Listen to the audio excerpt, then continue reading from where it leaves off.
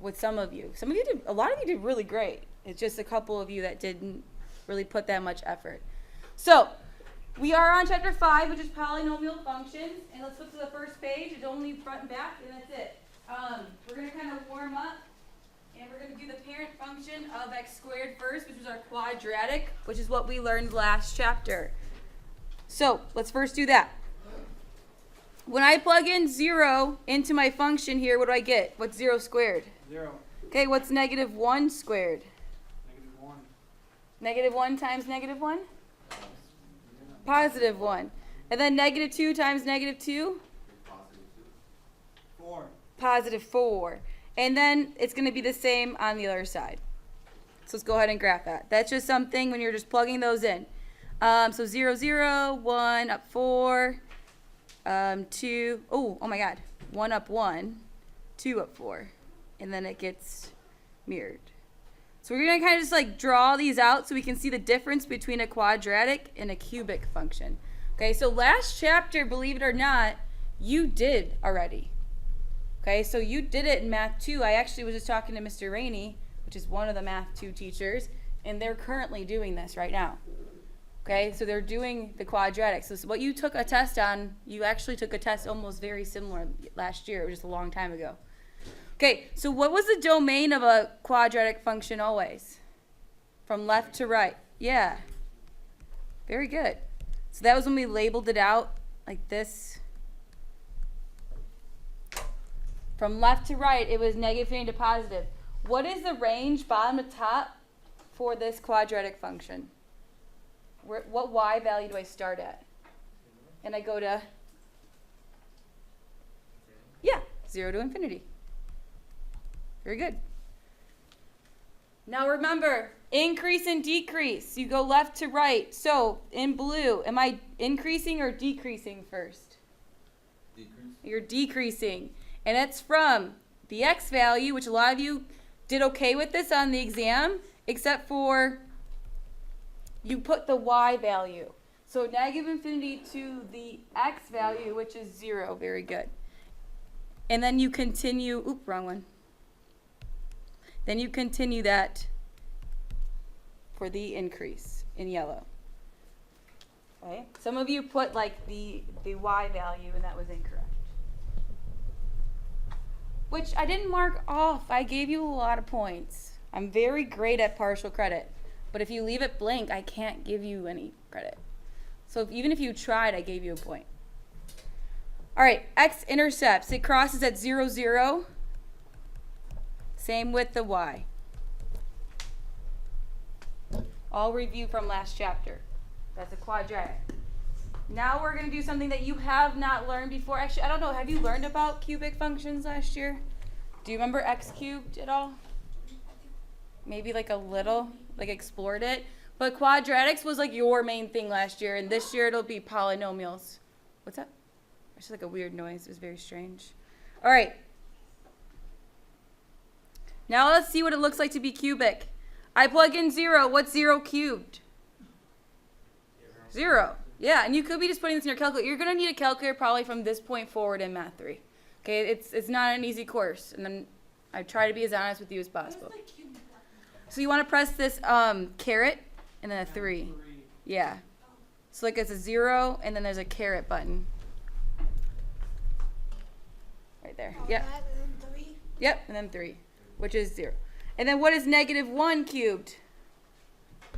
Negative 1. What's negative 2 cubed?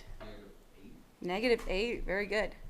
And then the other ones are the same, except for it's positive. Because they're symmetric.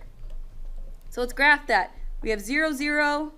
We have negative 1, negative 1. We have negative 2, negative 8, which is like right here-ish. And then we have 1, 1, and then we have 2, 8. So, this is what it's going to look like. Do your best to draw it out. It's going to kind of look like a snake, like this. That's what a cubic function looks like. It's not a line. It's kind of like this little snake-looking thing. It's a little snake. It's a little hard see right now. Now, you're actually, I think, going to like cubic functions because they're easier to talk about than quadratics. The domain is still the same. I forever go left and I forever go right. Let's talk about the range. Does it forever go down and go forever up? Yeah, so now you don't even have to think about what the range is. It automatically is all real numbers. So wow, again, a lot easier than quadratics already. It's because it forever goes up and down, it forever goes left and right. Okay. Interval of increase and decrease. For this situation only, there is going to be no decreasing value because it's always increasing. We'll get to, like, tomorrow where we're going to start seeing these, like, big hills and valleys. But today, we're only going to be increasing. Wait, so how's it increasing if that part's going down? You always start the left arrow and you just go from there. You see how it just, like, my finger never goes down. It goes up always. Yeah. So I'm always increasing the whole entire time. And I'm never decreasing. Again, this is just like an introduction to what a cubic looks like. We're really going to get more into it the next couple days. But when we're looking at just the x cubed, that's what it looks like. Where are we crossing the x-axis? 0, 0. Uh-huh. And where are we crossing the y? 0. Boom. Yeah. Okay. Again, that's just to show you the difference between a quadratic and a cubic. That's the difference. One of them is going opposite directions and one of them is going the same. Questions? Okay, let's scroll down there. Let's see what's next. It says, both of these functions are parent polynomials. We will define the concept of the polynomial better in future sections. However, we have degrees and we have leading coefficients. See if you kind of remember what a degree and what a leading coefficient is. The degree of a polynomial is the largest exponent. So if I had x to the 5th and x to the 6th, 6 would be the higher one. It's the 6th degree. The leading coefficient of the polynomial is the number in front of the variable when it's written in standard form.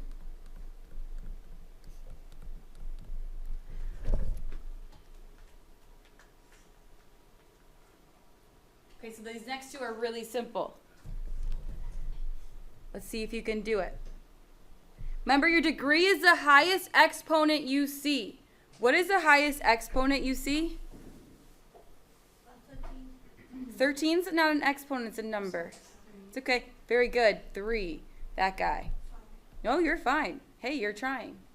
What's the degree of the next one? 2.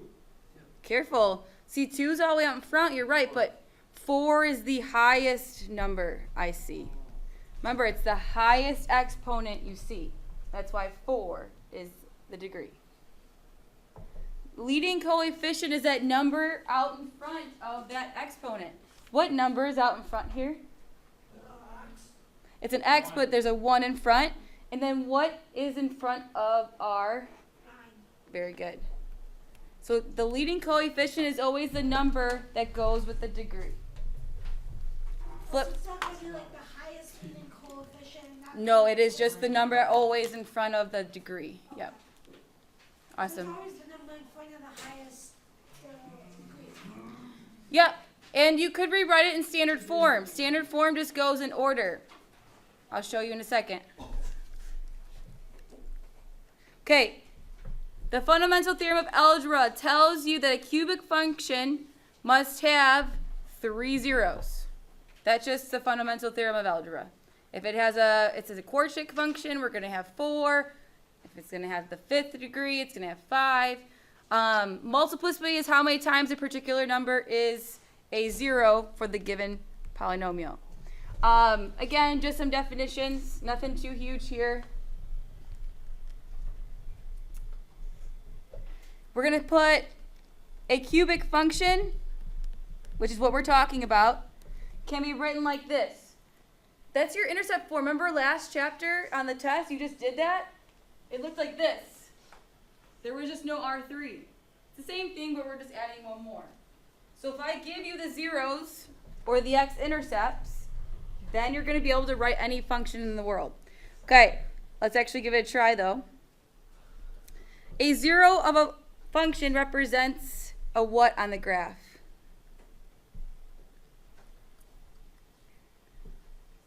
Like on the graph, what is this called in purple? Grid. It's a dot. Sign. And it crosses the x-axis, so it is an X-intercept? intercept. Very good. Got you there. So therefore, what's the value of y? Like, say this is like 5. 0. 0. Very good. Kind of, again, words. I know words sometimes can be difficult. I was not good with words ever. That's why I'm a math teacher. Okay? But it's good to be able to know the math language instead of just writing out numbers. Okay, so it says, recall, you can easily determine the x-intercepts if we're in factored form. Well, that's what we are in. We're in factored form. We did this, so we should kind of know how to do this. Remember from last chapter, this one's going to be just like last chapter, which some of you switched the signs on me on the test. So in green, what is the 0 of this one right here? 0 is 4. Oh. 4 is The x-intercept is going to be 4, 0. Very good. However, the 0 is just 4. That was from last chapter where we did this, the x minus r1 and the x minus r2. And if it changes signs, it became the 4. What about this purple one? stays in 9. It's did the signs change? Yeah. Oh, yeah. It did. So it's not positive 9, it's negative 9. Very good. That's from last chapter. That's what you just took a test on. So I kind of wanted to do that for a reason, though, to show you what the differences are. The zeros are just the numbers. The x-intercepts are part of the graph, which some of you forgot to write out on the test. Some of you just put 4. I didn't mark you off. I might have marked you off half a point. But an intercept is different than a 0. They're the same. They mean the same thing, but the notation's a little different. Okay. Do it again, though. Same type of problem, but now I have 3 of them because this is going to be a cubic function instead. What's the first 0 here? It's just 3. Very good. What's the first 0? Wait, so what would it be like if it's x minus r1 and then x minus r2? What would be the third set? X minus r3. Negative r3. Always. So this would be x minus r3. And that's what we just kind of talked about up here. See it? I see. Yeah. We're good. Hey, I like questions. How exactly would that work if there's two of the same number? So that's called a multiplicity, and that's what we kind of just talked about. If there's 2 of them, that's called a double root. So I would have 3 x-intercepts, but one of them is a double root, but I was going to get there. What is this 0 right here? So it'd be negative 5. Very good, negative 5. And then this one is, again, 3. But if you have the same one, you really don't have to put it twice. You don't have to. Now the x-intercepts are the same exact thing, but now I'm just going to attach a 0 to the end because I'm putting it on the graph. So a 0 is just a number, and the x-intercept is where it's located on the graph. That's the difference. Is there like a specific assignment that it shows that there's another one of these? Is there like a symbol we would write if saying that there's another 3 0? Yes, so when you are on a graph like this, whoa, what was that? So 1, 2, you don't have to write this out. I'm just going to show you what this is. 1, 2, 3, 4, 5. So here's what it's going to look like, which is kind of different from before. This is going to be a cubic function, but instead it's going to have this vertex looking thing right here, and that's called a double root. Again, that's just because I know that. I wasn't expecting you to know that. But he asked, what does it look like on the graph? That's what it would look like. It's not crossing twice. It's only crossing once. We write down 2. Those 2. Yep. So we wouldn't write down 3 0, 9, 5 0, and Mm-mm. then 3 0 again. You could. I wouldn't mark it off, but yeah. Good questions. I like it. Now it says we're going to do the reverse. So we did it this way. Now we're going to go reverse. So think about it. If I'm given the zeros, I'm going to try to get to here instead. So I'm trying to write the function. Here we go. F of x equals x plus 1. Very good. That's going to be my green one. What about my purple one here? X minus 3. Good. And then my blue one. X minus 1. Good. And that's it. Wouldn't you put squares? Like 1, like 2, 3. No, we are not going to do that yet. We're about to get there, but this is going to be it in factored form. Now, if I asked you to put it in standard form, which is coming in about a minute and a half, then we would have to do some multiplication, which I know you're all really good at. I'm going to change your extra math to be multiplication because we need to know how to multiply this chapter. All right, we only have 1 0 here. It is a cubic function. So now, kind of what we were just talking about, I have this 0 of 2. How would I write that?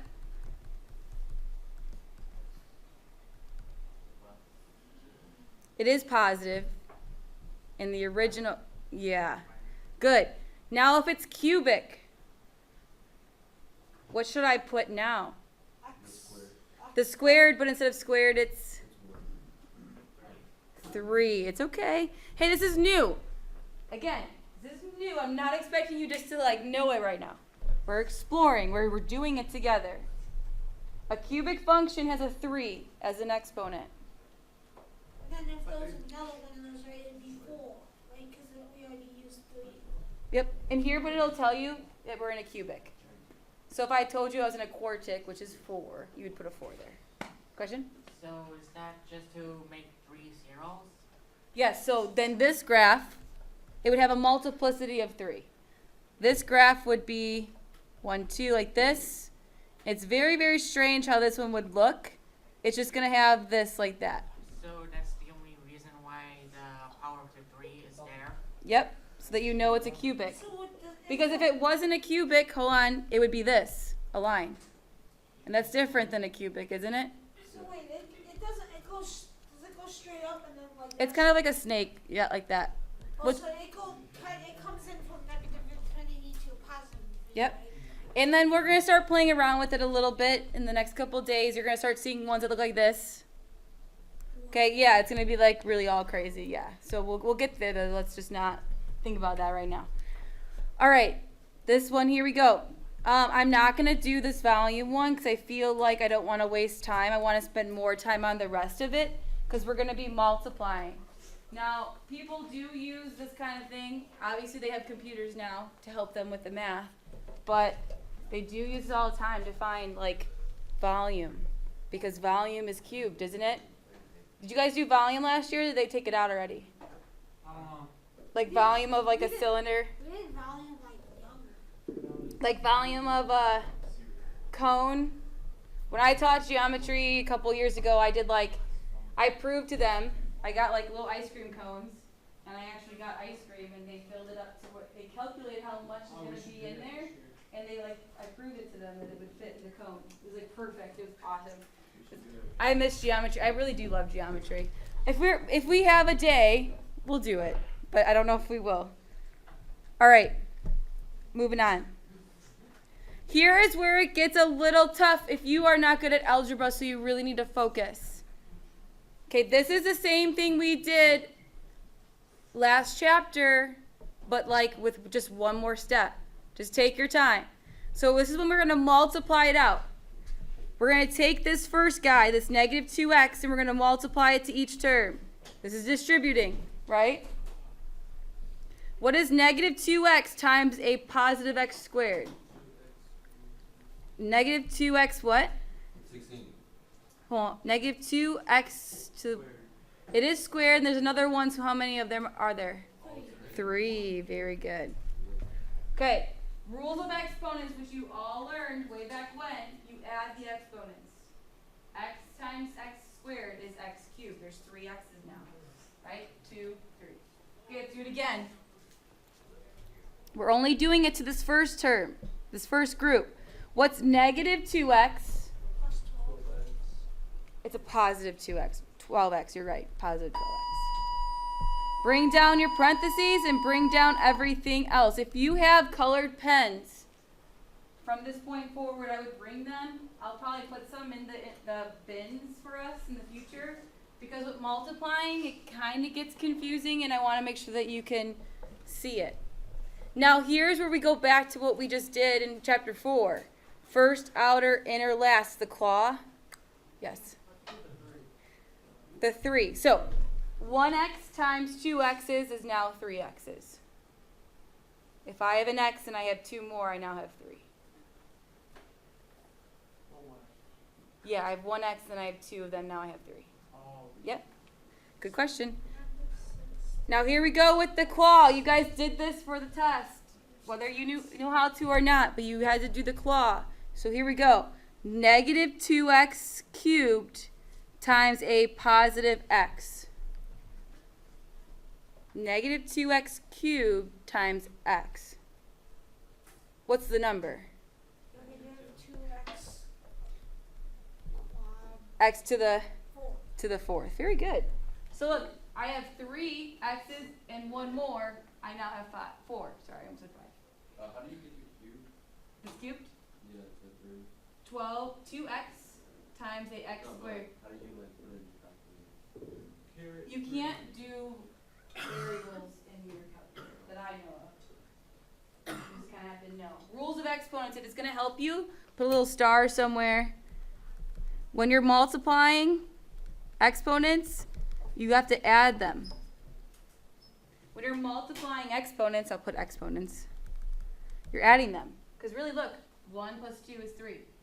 And then here we did 3 times 1, which is 4. You're really just adding them. That's the rules of exponents. And I can prove it to you really quick for a second. You don't have to write this down. But if I have, I'm going to go off of what we just did. If I have x cubed, which is 3x's, right? X times x times x. And I multiply it by another x, I now have 4 of them. That's where that's coming from if you're getting confused on why we're doing that. All right, now let's do the next part of the claw in green. Negative 2x cubed times a positive 5. Some of you are really good at this in the test. Negative 2x cubed times 5. What's the number? What's negative 2? Negative 10. Cube. Good, x cubed, because the only x's that are there are the x cubes. Now that's the top part of my claw. Now I'm doing the bottom. All you're doing is taking one term and multiplying it to both, then taking another one and multiplying it to both. That's called distributing. Do you do parentheses on the sides again? Or We're done with parentheses at this point. Yeah, we're good now. you start adding plus?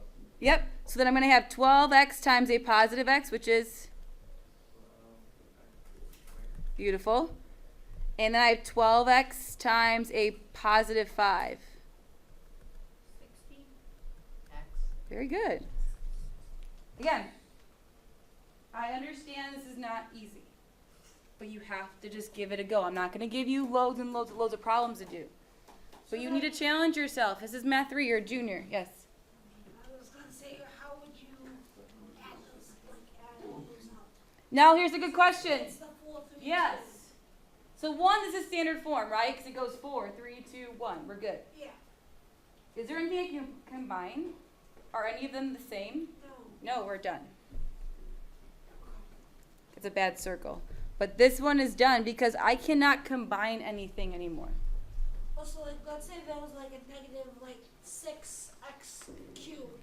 We could add those 2 cubes. Like if I change this to a 3, yes. We could add those 2 Yes. cubes, and then it would be like negative Yep. 2, blah, blah, blah. Yep. plus 6. Positive 2, yep. You're right. Okay, cool. Cool. Cool. Breathe. It'll be okay. This is hard. It's not hard. It's just complicated. It's challenging because it's one more step than you're used to. But you've been doing this, so let's pause for 1 second. I know they have a question, but hold on. I'm going to tell you right now, this is the only new step that you've learned today, is this one. From this point on, you've done this, whether you remember it or not. Okay, so I'm just trying to pull it back from your brain, that's all. Yes, someone, yes. It's about that squared outside of the parentheses. Yes. Does that affect the x at all, or does it just stay the same? This one we're about to do? Is that what you're talking about? This one? Yeah. Yeah, we're about to do that right now. Here we go. Let's do it again, and then I'll give you your homework in a little bit. I want to make sure that you're understanding this. So if you have colored pens, get them out. Or highlighters even. Oop, wrong one. Okay, this one is a little different. A different style, but it's actually a little bit, it's a little bit challenging. So we have a squared here, which someone explained to me, like, what is that? What does that mean? Well, that just means I have 2 something, right? Because 2 squared is 2 times 2, right? It's the same thing. But this is going to be x plus 1 times x plus 1. And then bring everything else down that didn't change. That's it. Well, that's not it for the problem, but that's what this little squared means. We need to write it out twice, and then we're going to multiply it out. Because we're really good at multiplying. I thought it was gonna take this time. It wasn't, I understand why you thought that though with the I squared, but we don't see any I's in this situation. Here we go. I'm going to pretend that green piece does not exist right now. Because a lot of you will try to like do some crazy stuff. It just doesn't exist right now. Only do 2 at a time. Okay, only do the x plus 1 times the x plus 1. Oop, I'm missing my 1. Here we go. I'm going to zoom in so you can see. Only the black part right now. What's x times x? In purple? X squared. Very good. Yeah, it's good. What's x times a positive 1? X. Yeah, very good. Okay, now in orange, 1 times x again. Good. And then in red, 1 times 1. 1. It's 1. Bring everything else down that didn't change. I'm not really doing anything with the green right now. I'm just right here where it's all colorful. So you're done. You're used to this class, so this really shouldn't be anything new right now. Can I combine anything? Is there anything that's the same? X and X. Good, x and x. So how many total x's do I have? X 2? squared. 4. 2 x's. 2. I mean, yeah. Yep, there are 2 total x's. If I were multiplying, I'd say yes to your x squared. So this gets me 2 x's. Bring everything else. Oop. I'm going to color code this, so hold on. I have 2 x's, and I'm bringing down everything that hasn't changed. And that's going to stay in black. This has all not changed. Nothing has changed yet. Oops, sorry. Do you have questions on that part? So leave that as the final answer. Not the final answer. No, So are we gonna go that way? Then? Oh, we're about to do some fun stuff. we can add the 2x. And I know you're really excited. Again, I get it. I understand that this is tough. But sitting there shaking your head and doubting that you can do this is going to make you not be able to do it. I'm telling you that. Some of you are doing very well right now, and I'm very proud of you, yes. Would it be 2x cubed? Let me work with you here first. This should be new. This is the only new part right here. You ready for it? Again, this all was the same. This is the only thing new that you're learning from me today. Everything else you should have came to me with. If you didn't, then I either blame you for not listening last year or whoever taught you. It just depends on the person. Okay, here we go. You need to multiply each term by each term of the other group. So I need to multiply x squared to both of them. I need to multiply 2x to both of them. And I need to multiply 1 to both of them. Okay, it's the same thing that you just did, but now you're going to have 3 rounds. Here we go. You got this. I know like you're thinking in your head. That's why your eyes are closed. Here we go. X times x, which is? X cubed. Good. I'm going to keep the same color so you can see it. X, ooh, that something just happened there. X squared times negative 4. Very good. We're done with this guy. And if you like to cross things out to help you remember, we're done with him. He's gone. In blue. We just did him. Now let's do the middle one. What is 2x 2x. times x? 2x squared. Good. 2x squared. Again, you don't have to draw these lines in if you don't want to. I'm just doing it so you can see where it's coming from. What is 2x times negative 4 in green? Then 8x. Good. We're done with this one. We have one more left. Again, all we're doing is we're distributing each one. You're definitely capable of it. You just need to take a minute to learn it because this is new. I'm going to go underneath. What's 1 times x? Very good, x. And then what's 1 times negative 4? Good. Okay, look at that. You should feel so awesome about yourself because honestly, this is hard. And you're doing it. You're going to be able to do it. I know this is the first time we're doing it, but you're going to be able to do it. And you're going to be you should be so proud of yourself because it's hard math. It is. I'm not saying it's easy. But what's the same? You can have the 2x squared plus the, yeah, What else is the same? the negative 8x plus the, Boom. Do you see how they're the same? We're about to be done right here. The x cubed hasn't changed. It's staying the same. But what is negative 4x squared plus 2x squared? negative 2x cubed. Ooh, keep it the same. Oh, Yeah, you don't want to change them on me. And then what's negative 8x plus x? -7x. Very good. And then bring down the 4. Again, not hard, just challenging. Okay, it's not like hard to me is like, oh my gosh, I cannot do this. It's just impossible. Challenging is you can do it. You just need to take the time to learn it. It's just a matter of what you want to be. Do you want to be someone that takes the time to learn it and challenge yourself, or just want to be someone that just sits there and fails? Okay, you just need to make a choice. Lots of tutoring opportunities here at Lockport. Do you have questions on that one? Okay. Awesome. So I am going to